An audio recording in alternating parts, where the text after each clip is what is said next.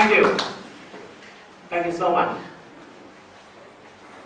Like many other million people, I used to bring along a dream about speaking a new language and struggle with it for years.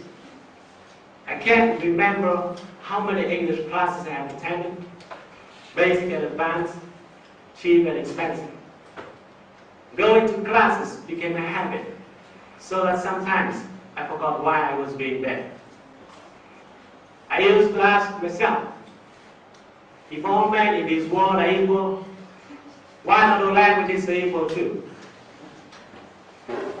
I was then lucky enough to have a turning point in my life that helped me overcome the language barrier. The moment I decided not to quit until I get what I want. Because I found that winners never quit and quitters never win. You might not have the same moment, but you should all have the same season. But let me be clear. Let me be clear that learning a second language has never been easy. I'm opposed to those who say it's easy. It is not, you know that. But the biggest challenge in learning a second language is not in the vocabulary, not in the grammar, not pronunciation. The biggest challenge is when you put the effort without seeing immediate results. In other words, you might not realize that you're changing, and that will discourage you and make you likely to quit. However, you should be aware that when a big thing is moving, sometimes it's not easy to recognize. Earth moves, but you don't see it move because it's too big. Our environment is changing, but you don't see changes because it's too big. That's why if you're doing something and don't see it move, you're probably trying something big. And learning a second language has never been a small issue. A statistic in 2006, only 8.4% of the population in this world can speak a second language.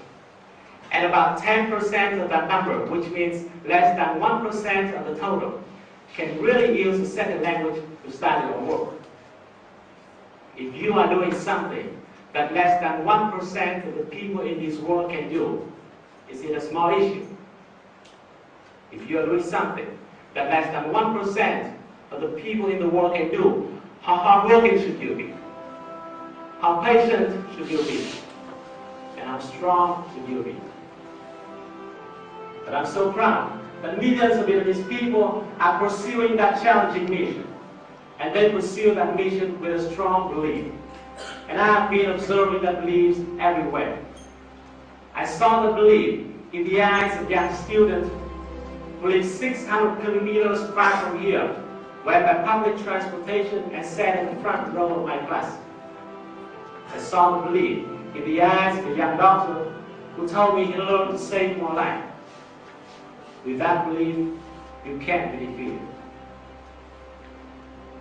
We all know that learning a second language is not too hard, but it's hard enough for you to experience the taste of glory when you reach the victory, for you to feel how stronger you have been for that battle. I used to wish I were born in an English-speaking country so that I wouldn't have had to spend so much time learning to speak a new way. But now, I feel regret for those English, for those Americans, for those Canadians, those who don't have the chance to face and to overcome the challenge that you are facing and will be overcoming. Those who have never tasted the glory that you will have tasted. So my friends, the question now is no longer, will you be able to pass that journey? The question is, when will you pass it? So let's make a decision now. I'm going to ask you, and I want your answer, yes or no. I want you to yell out your answer with all of your heart. Are you willing to embark on that journey today? Yes or no? Yes! Are you willing to keep putting efforts even if you don't see immediate results? Yes or no? Yes!